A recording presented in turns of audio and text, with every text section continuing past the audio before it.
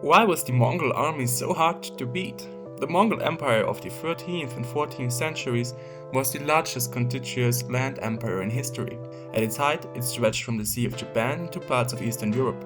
But how were nomadic tribes in the middle of nowhere able to achieve this incredible feat? If one thing separated the Mongols from their enemies, it was their incredible horse riding abilities. According to their nomadic lifestyle, they practiced horse riding from a very young age onward and refined this skill daily, which basically led to horses and horsemen melting into one singular unit.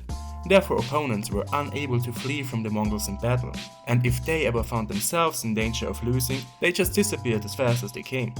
To keep their horses moving as fast as possible, Mongol soldiers used to bring not just one but 3 to 4 horses with them on military campaigns, so they could swap them according to their fitness level.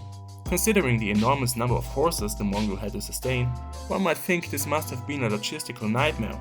Wrong. The Mongol soldiers were used to live off the land, and horses could graze on the wide steppes of Central Asia. If they ever were in a situation where no food was to be found, they just drank the milk and sometimes even the blood of their own horses.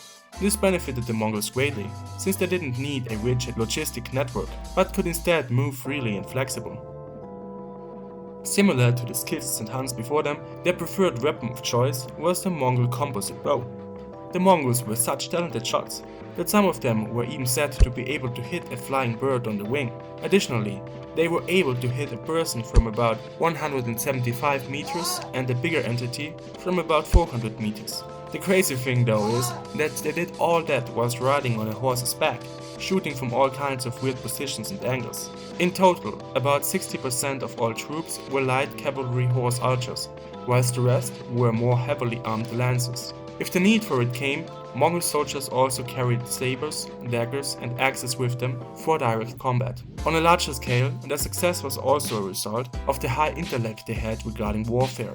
The battle strategies were never rigid and depending on one general alone.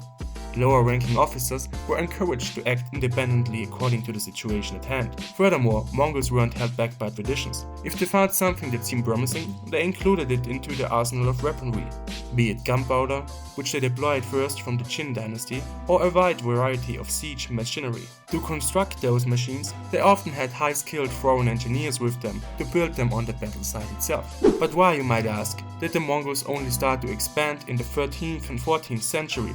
If they had been skillful horsemen and excellent archers for a way longer time? The reason behind this was structural changes inside the Mongol Empire.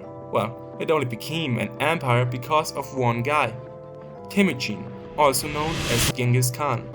Before him, the different Mongol tribes were splintered, selfish and always in conflict with each other. It was only Genghis who was finally able to unite the different tribes under his banner. Once under his rule, he mixed members of different tribes and changed their leaders, so they would only be loyal to him.